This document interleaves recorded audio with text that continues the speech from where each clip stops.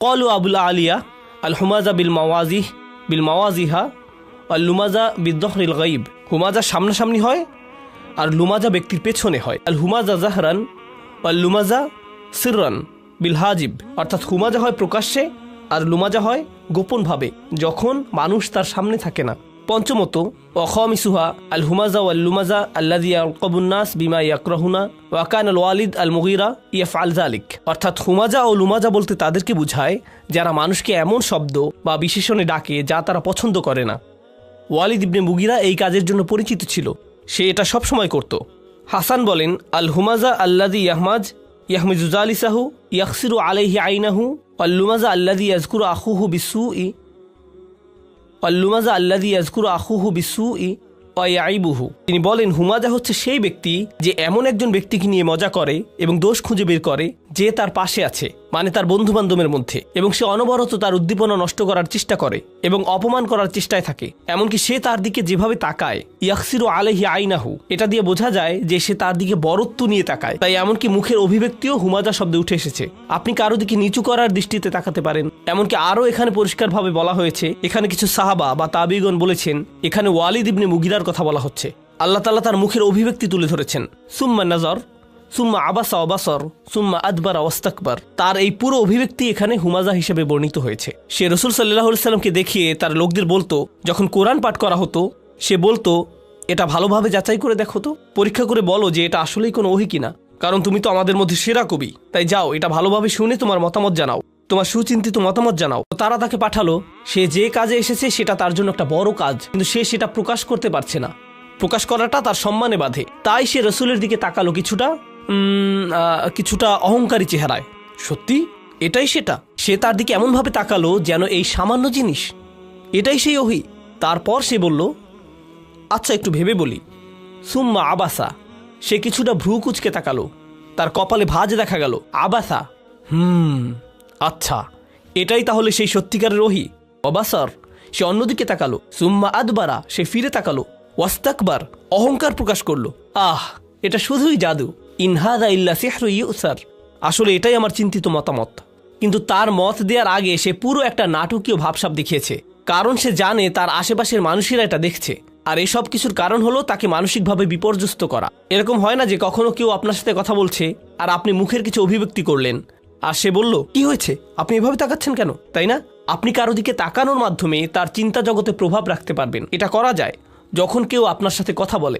এটা হচ্ছে তার জন্য এক ধরনের মানসিক আক্রমণ। এখানে এই বিষয়টি বর্ণনা করা হয়েছে। ওয়ালিদ ইবনে মুগীরার নামটি তার এই স্বভাবের জন্যই বিখ্যাত, লাআনাহুল্লাহ। আন আবিল জাওজা, আবু জাওজা বলেন, ক্বালা কুলতু ইবনে আব্বাস, তিনি বলেন আমি ইবনে আব্বাস রাদিয়াল্লাহু আনহুকে বললাম, ওয়াইলুল লিকুল্লি হুমাজাতিল লুমাজা, আমি আয়াতটি পড়লাম, মান হাউলাই আল্লাযীনা ইয়াজুমুহুমুল্লাহু বিল ওয়াইল, এই সকল লোকেরা কারা যাদেরকে স্বয়ং আল্লাহ তাআলা ওয়াইল হিসাবে তিরস্কার করেছেন? হুমুল মাশাউনা বিল নামিমা। ইবনে আব্বাস বলেন, যারা মানুষকে খারাপ ভাষায় বাজে কথা ছড়িয়ে বেড়ায়, এখানে সেখানে বলে বেড়ায়।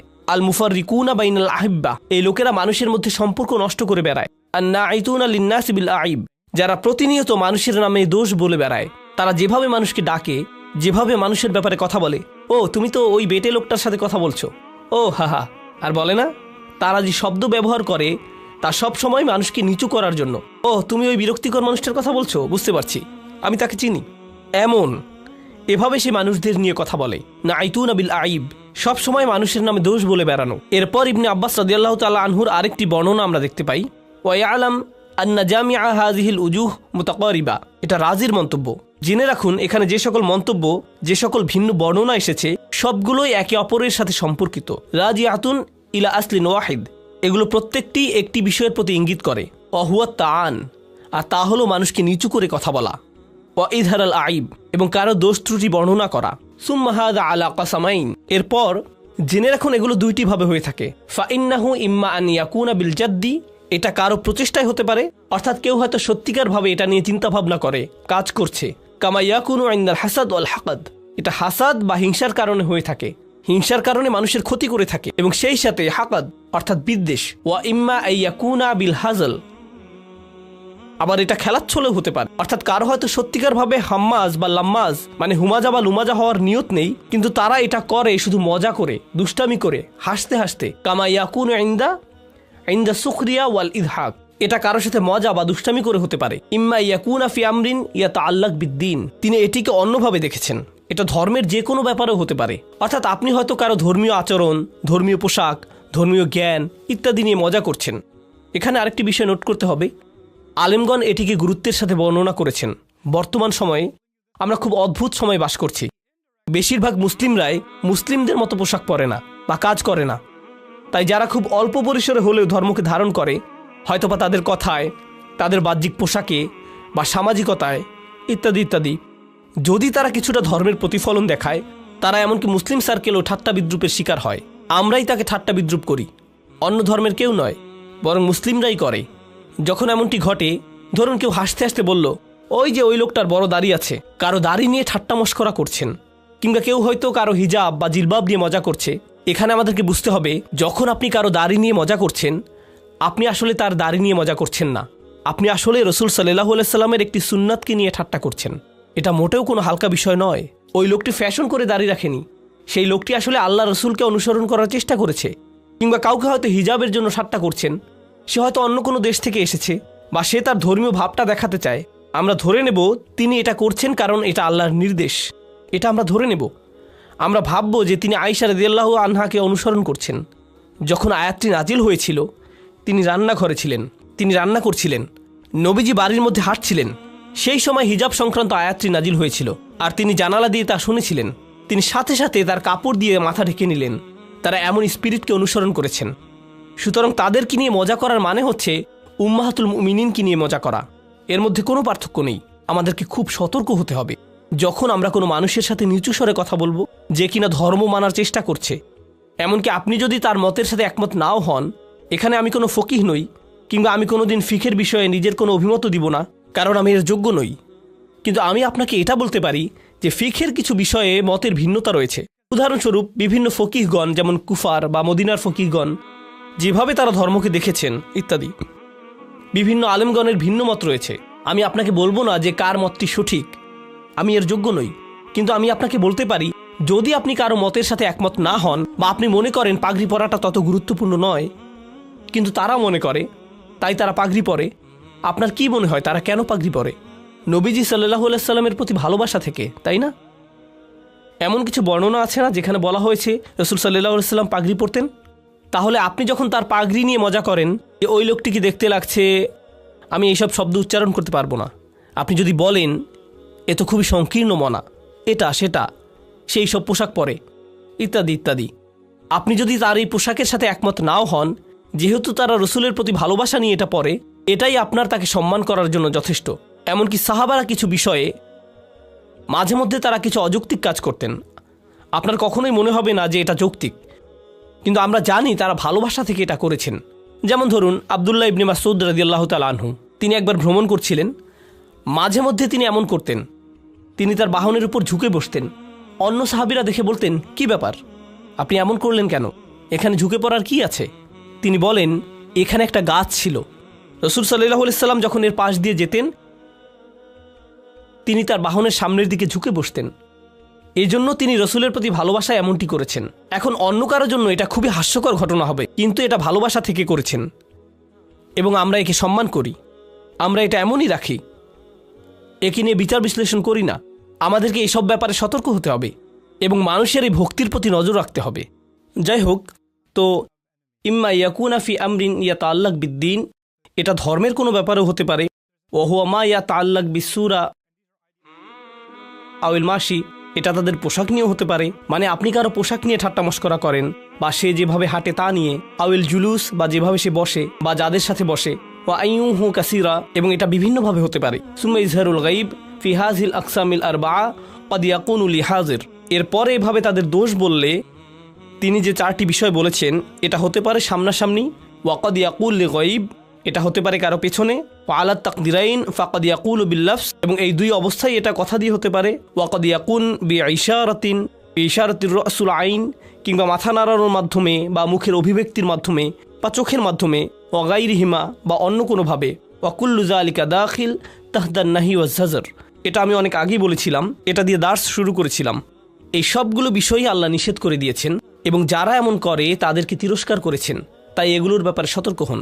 ওয়ালাম্মা কানা রসুল সাল্লাল্লাহু আলাইহি ওয়াসাল্লাম আযমান নাস মানসাবান ফিদ্দিন, আমরা জানি যে রসুল সাল্লাল্লাহু আলাইহি ওয়াসাল্লাম হচ্ছেন সর্বশ্রেষ্ঠ মানুষ দিনে তার গুরুত্বের হিসেবে।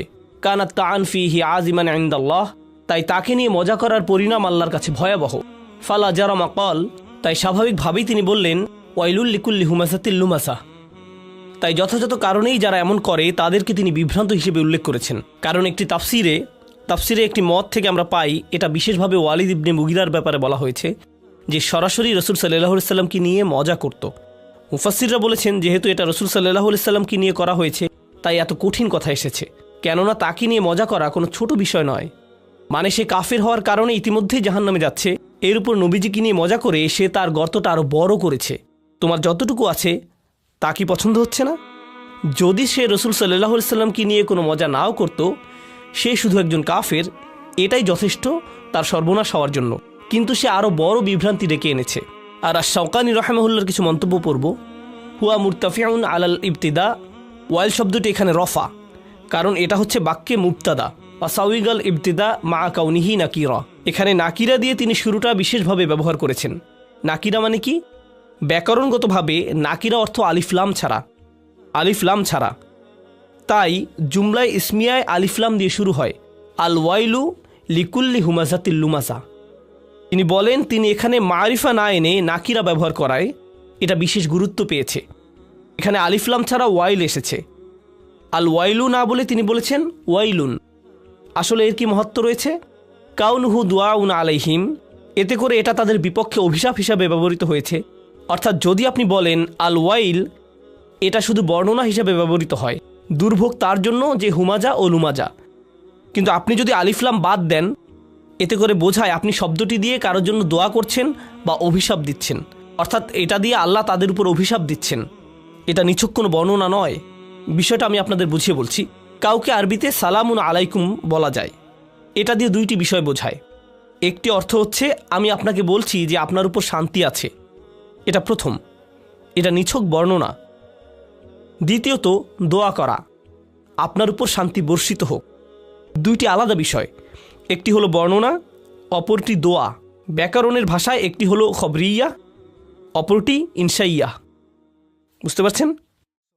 তো যখন আল্লাহ বলছেন ওয়াইলুন লিকুল্লি হুমাযাতিল লুমাযা, কদ ইয়াকুনু খবরিয়া কদ ইয়াকুনু ইনশাইয়া, এটা এমন হতে পারে যে আল্লাহ বলছেন আসলে এই লোকদের জন্য দুর্ভোগ, অথবা আল্লাহ বলছেন এই সকল লোকদের উপর দুর্ভোগ পড়ুক। আল্লাহ এখানে আল না বলায় দুইটি অর্থই প্রকাশ পাচ্ছে। যদি এখানে আল থাকতো তাহলে এটা শুধু খবরিয়া হতো, এটা কেবলই একটা বর্ণনা হতো, কিন্তু এটা দিয়ে উসলুব দোয়া প্রকাশ পেত না। এটা কোনো দোয়া বা অভিশাপ বা ডাকা এমন বোঝাতো না। ওয়াল মানা, এবার শাওকানি রাহমাহুল্লাহ তার তাফসিরে ফাথুল কাদিরে যে অর্থ বলেছেন সেটা দেখুন। তিনি বলেন ওয়াল মানা খিজুন, অপমান, ও আজাবুন, শাস্তি, আও হালাকাতুন বা দুর্ভোগ, আও ওয়াদিন ফি জাহান্নাম লিকুল্লি হুমাযাতিল লুমাযা, যে হুমাজা কিংবা লুমাজা তার স্থান হবে জাহান্নামের উপত্যকায়।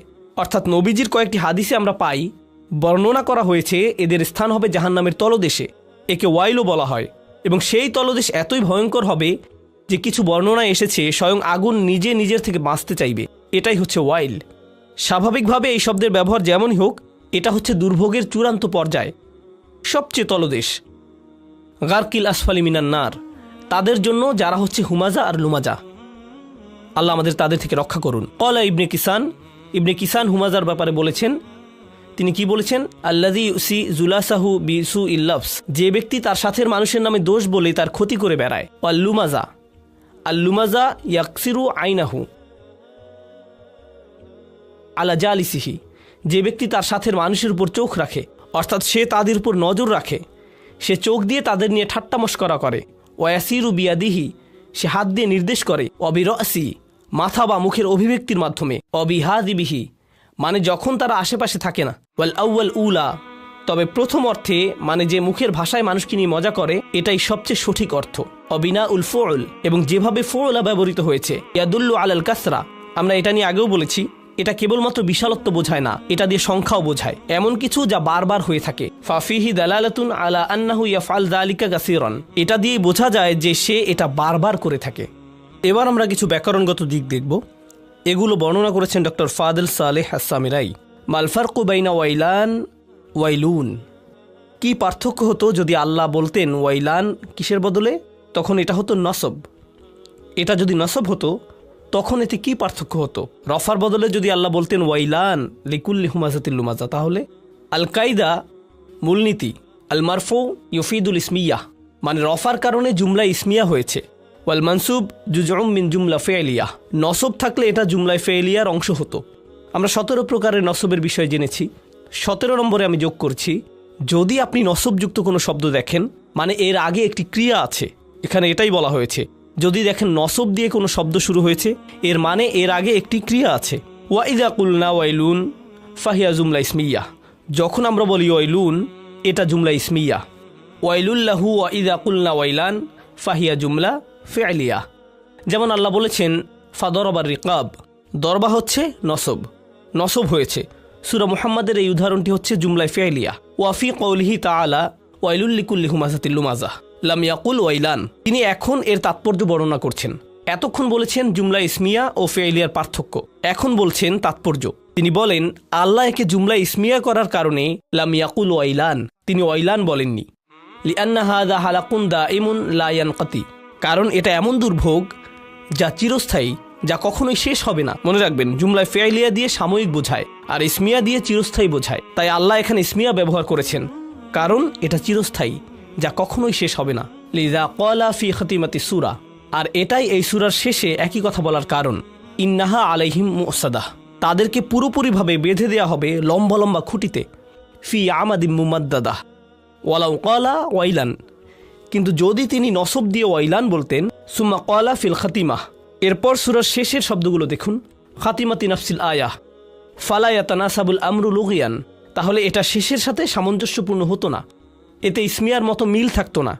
এরপর মা দালালাতুত তানিস ফি কওলিহি তাআলা ওয়াইলুল লিকুল্লি হুমাজাতিন লুমাজা, এই শব্দগুলো স্ত্রীবাচক কেন? প্রশ্নকারী এখানে জিজ্ঞেস করছেন কিভাবে এটা স্ত্রীবাচক, কারণ শেষে তা মারবুতা এসেছে। কেন এখানে স্ত্রীবাচক শব্দ ব্যবহৃত হয়েছে? হাযা লাইসা মুআন্নিসান, এটা স্ত্রীবাচক নয়। আত্তা ইউতি বিহালিল মুবালাগা, এখানে তা ব্যবহৃত হয়েছে শব্দের আধিক্য বোঝানোর জন্য, ক্ষমতা দেয়া বা বড় করার জন্য।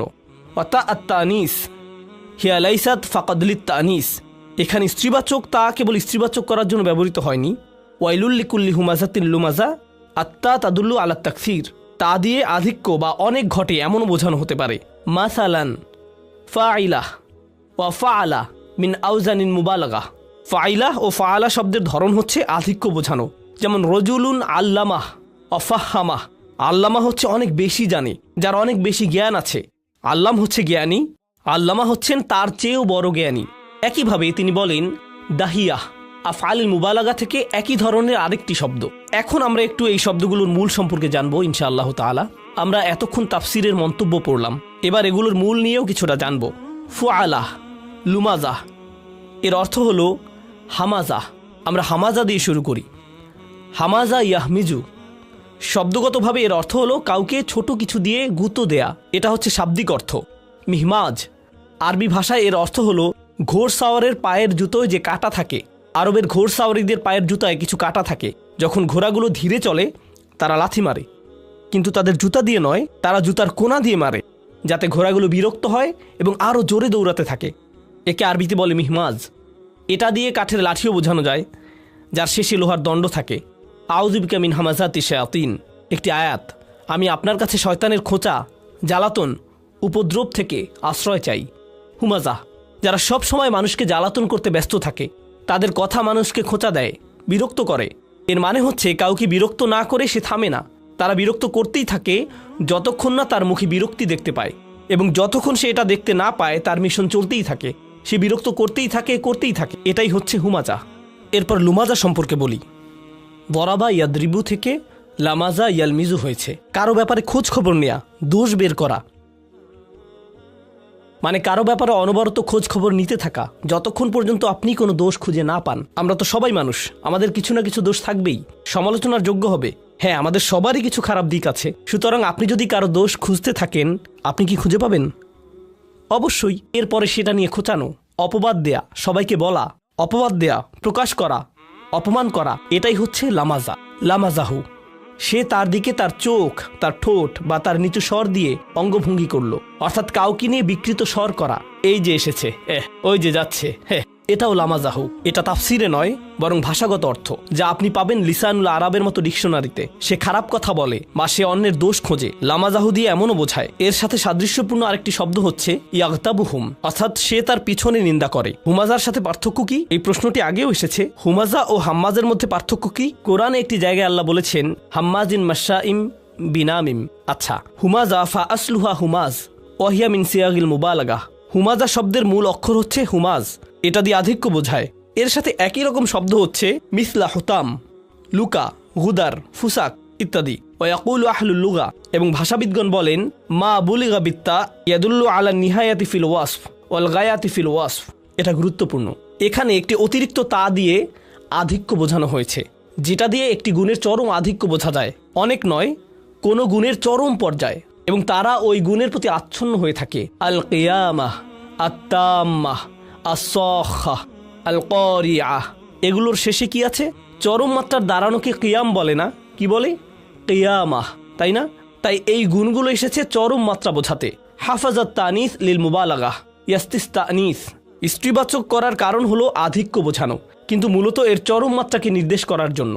এখন এই সূরাটি হচ্ছে জাহান্নামের সর্বশেষ আলোচনা, তাই এখানে সবকিছু আলোচনা করা হয়েছে সবচেয়ে শেষ বা চূড়ান্ত রূপে। তাই হুমাজা লুমাজা শেষে হুতামা দিয়ে চূড়ান্ত পর্যায়ের ভাষাই এখানে ব্যবহৃত হয়েছে।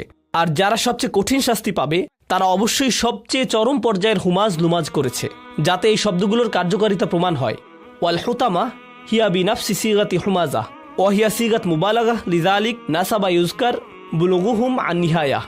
বলা হয়েছে হুতামা একই ধরনের শব্দ, শাস্তিও তেমনই হবে যে মাপের অপরাধ হবে, তার সাথে সঙ্গতিপূর্ণ, যা হাম্মাজের বিপরীত। হাম্মাজ শব্দটি অন্য জায়গায় এসেছে। আসুন এদের পার্থক্য কি সেটা দেখি। ইদান নাহনু আমাম সিগাতাইন। এখন আমরা দেখতে পাচ্ছি কোরআনে দুই ধরনের শব্দ বর্ণিত হয়েছে লিল মুবালাগাহ, আধিক্য বোঝাতে। ইহদাহুমা তাদুল্লু আলাল মুজাওয়ালা, এদের একটি দিয়ে বোঝায় যে পেশাগতভাবে করা হয় বা ধারাবাহিকভাবে করা হয়ে থাকে, যা চমৎকারভাবে করা হয়ে থাকে, অর্থাৎ কেউ কোনো বিষয়ে খুবই পারদর্শী, তখন এই ধরনের শব্দ ব্যবহৃত হয়। ফাল, যেমন খাব্বাজ, যে খুব ভালো রুটি বানায়, রুটিওয়ালা। খাইয়াত, সে খুব ভালো বানায়। যে উপহার দেয় খুব ভালো, তাকে বলে ওয়াহাব। ওয়াহাবা মানে যে উপহার দেয়, কিন্তু উপহার দেয় যে খুবই ভালো, তাকে বলে ওয়াহাব। এখন হাম্মাজ বলা হয় তাকে। এখন হাম্মাজ এমন কাউকে বলা হয় না যে শুধুমাত্র মানুষের দোষ খুঁজে বেড়ায় বা সমালোচনা করে, এমন কাউকে না, বরং যার পেশায় মানুষের ভুল ধরা। সে হয়তো টিভি শো করে সমালোচনা করে, সেই হাম্মাজ, যে বারবার এটা করতে থাকে এবং সে এতে খুবই দক্ষ হয়ে ওঠে। কেন এমন শব্দ ব্যবহৃত হয়েছে শুনুন। ওয়ালা তুতিআ কুল্লা হাল্লাফিম মাহিন হাম্মাজিম মাশাইম বিন নামিম মান্নাই লিল খায়রি মুতাদ্দিন আসিম উতুলিন বাদা যালিকা জানিম আন কানা যা মালিন ওয়া বানিন। এখানে সমান্তরালভাবে বর্ণনা এসেছে। যখন হুমাজা এসেছে, মাল শব্দটি এসেছে, তাই না? সূরা হুমাজায় হুমাজা শব্দটি এসেছে, একই সাথে মাল শব্দটি এসেছে। আল্লাযী জামা মালান। যখন হাম্মাজ শব্দটি এসেছে তখনও আনকানা যা মালিন ওয়া বানিন। এখানে ধারাবাহিকতা রক্ষা করা হয়েছে, দুইটি জায়গাতেই মাল শব্দটি এসেছে। কিন্তু এখানে আরেকটি বিষয় হচ্ছে, এই সূরায় তাদেরকে নিয়ে বলা হচ্ছে যাদের প্রতিনিয়ত রাসূল সাল্লাল্লাহু আলাইহি সাল্লামের কাজের সমালোচনা ও দোষ ত্রুটি খুঁজে বের করার জন্য নিয়োগ দেয়া হয়েছিল। অনবরত তাকে পাগল বলা, বিভিন্ন ধরনের অপবাদ দেয়া ইত্যাদি। সূরার শুরুতে এসেছে নুন ওয়াল কলামি ওয়া মা ইয়াসতুরুন মা আনতা বিনিআমাতি রাব্বিকা বিমাজনুন, তাই না? কুরাইশদের মধ্যে নিয়োগপ্রাপ্ত কিছু লোক ছিল যারা সমালোচনা করতে খুবই পারদর্শী ছিল, ঠাট্টা মশকরা করতে। তাদেরকে রাসূল সাল্লাল্লাহু আলাইহি সাল্লামের নিন্দা করতে নিয়োগ দেওয়া হয়েছিল। আল্লাহ রাসূল সাল্লাল্লাহু আলাইহি সাল্লামকে বললেন, এদের কথায় কোনো ভ্রুক্ষেপ করবেন না, এদের নিয়ে ভাববেন না, আপনি আপনার কাজ করে যান। লা তুতিআ কুল্লা হাল্লাফিম মাহিন হাম্মাজিন মাশাইন বিনামিম। তাদের দক্ষতার দিকটি হাম্মাজ শব্দে ফুটে উঠেছে। সূরা হুমাজায় তাদের স্তর তুলে ধরা হয়েছে। এই সূরায় এই বিষয়ে তাদের দক্ষতা ফুটিয়ে তোলা হয়েছে। সেই সাথে তাআমুল মা আন-নাস, এটা বলেছেন ডক্টর ফাদল সালেহ আস-সামিরাই। তিনি বলেন সূরা কলমে মূলত মানুষের ব্যাপারে বর্ণনা এসেছে। যেহেতু এখানে সেই সব লোকের ব্যাপারে বারবার বলা হচ্ছে, তাই বিষয়টি বিশেষভাবে তাৎপর্যপূর্ণ। ওয়াইলুন ফিহা মাআনিদ দুআ। আমরা এই ব্যাপারে ইতিমধ্যে জেনেছি যে ওয়াইল দিয়ে প্রার্থনা বা অভিশাপ বোঝায়, এই ক্ষেত্রে অভিশাপ বোঝায়। ওয়াইদা কানা ফিহা মাআনিদ দুআ ইয়াসুহ আম তাবদা আল জুমলা ইসমিয়াহ বিহা মিসলা কলিহি তাআলা সালামুন আলাইকুম। আমরা এটা পড়ে ফেলেছি, সুতরাং আমরা সামনে আগাই। ওকে, এখন আমার নিজের মন্তব্য। ব্যাকরণগত দিকগুলো পড়ার পর এই পয়েন্টগুলো আমি অন্যান্য জায়গায় পড়েছি, তাই আমি চেয়েছি এগুলো আমার নোটে রাখতে। প্রথম পয়েন্ট, ওয়াইল শব্দের তানবিন দিয়ে কিছু বিষয় কল্পনার জন্য ছেড়ে দেওয়া হয়েছে। এটা হলো আমার প্রথম মন্তব্য। জুমলা ইসমিয়ায় যখন কোনো শব্দের শেষে তানবিন থাকে, এর অর্থ এতে আরও ব্যাখ্যার প্রয়োজন আছে। এটা একটি অর্থেই সীমাবদ্ধ নয়।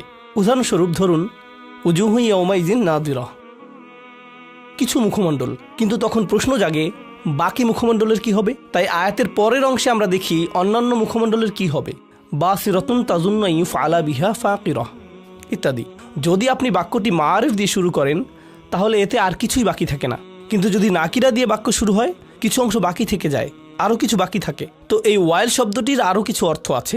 একটা সাধারণ অর্থ, আরেকটি বিশেষ হচ্ছে এটা এক বছর নয়। এটা বোঝাটা খুবই গুরুত্বপূর্ণ।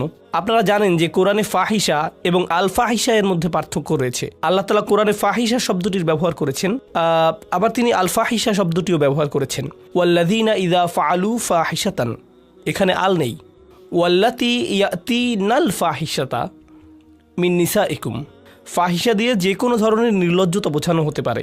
এটা চোখ দিয়ে হতে পারে, কান দিয়ে হতে পারে, হাত বা অন্য কোনো অঙ্গ দিয়ে হতে পারে। আল ফাহিশা হচ্ছে চূড়ান্ত পর্যায়ের নির্লজ্জতা, যেটা হচ্ছে জিনা। এই দুইয়ের মধ্যে পার্থক্য আছে। এখন ওয়াইলুন দিয়ে সব রকমের দুর্ভোগ বোঝায়, আর আল ওয়াইল দিয়ে নির্দিষ্ট কোনো প্রকারের দুর্ভোগ বোঝায়। তাহলে কোনটি বড় দুর্ভোগ? ওয়াইল হচ্ছে বড় দুর্ভোগ, কারণ এতে আল নেই। কুল শব্দটি একই বাক্য দুইটি ভাগে বিভক্ত হওয়ার কারণে এখানে দুইটি বিষয় ঘটেছে। ওয়াইলুল্লি কুল্লি হুমাসাতিল লুমাসা আল্লাযী জামআ মা লাউ আদাদা, একই বাক্য কিন্তু দুইটি আয়াতে বিভক্ত। কুল শব্দটি দিয়ে বোঝা যায় যে এটা কেবলমাত্র একজন বা দুইজন মানুষের মধ্যে সীমাবদ্ধ নয়, বা এটা কেবলমাত্র ওয়ালিদ ইবনে মুগিরা, আখনাস ইবনে শুরাইককে নিয়ে বলা হচ্ছে না। কেন? কারণ কুল কি? কারণ কুল অর্থ কি? যে কেউ, যারা করবে তারা সবাই, যে বা যারা এমন আচরণ করবে প্রত্যেককেই এই তালিকায় যুক্ত হবে। এরপর এসেছে আল্লাযী শব্দটি। সাধারণত যদি আপনি এমন কিছু বর্ণনা করেন যা নাকিরা অর্থাৎ প্রচলিত, সেসব ক্ষেত্রে আল্লাযী শব্দটি ব্যবহৃত হয় না, কারণ আল্লাযী দিয়ে নির্দিষ্ট বোঝায়, সুনির্দিষ্ট বোঝায়। তাই এখানে আল্লাযী শব্দটি ব্যবহৃত হয়েছে বাদাল হিসেবে, অর্থাৎ এটা দিয়ে দ্বিতীয় দল বোঝাচ্ছে। তাহলে আমরা বুঝতে পারলাম এর দুইটি তাৎপর্য রয়েছে। প্রথমত, এর পরবর্তী আয়াতটিতে হুমাজা ও লুমাজার ব্যাখ্যা করা হয়েছে, অথবা পরবর্তী আয়াতটিতে অন্য কোনো দলের কথা বলা হয়েছে যারা ওয়াইলের মুখোমুখি হবে। অর্থাৎ এখানে একটি দলে দুইটি বৈশিষ্ট্য থাকতে পারে, হুমাজা লুমাজা এবং আল্লাযী জামআ মালান, এই মিলিয়ে একটি দলের দুইটি বৈশিষ্ট্য থাকতে পারে। অথবা এখানে দুইটি আলাদা দলের কথা বলা হয়েছে, তাই একটিকে বাদাল হিসেবে এভাবে পড়া যেতে পারে, ওয়াইলুন লিল্লাযী জামআ মালান ওয়া আদাদা। বাদাল মানে হুমাজা ও লুমাজা।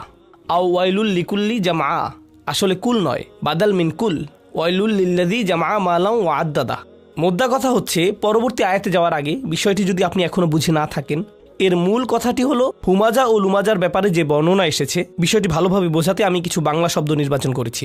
যে নিজেকে শ্রেষ্ঠ ভাবে, অহংকারী, অন্যের প্রতি সহানুভূতি নেই, সমালোচক, পেছনে দোষ বলে, নিজেকে নিয়ে থাকে, কঠোর, সম্মান দিতে জানে না, অন্যকে বিরক্ত করে, অশ্লীল, বোধবুদ্ধি নেই, কথায় কাজ মিল নেই, চলাফেরা বা পোশাক পরিচ্ছদে ঔদ্ধত্য, এই সবই হুমাজা ও লুমাজা।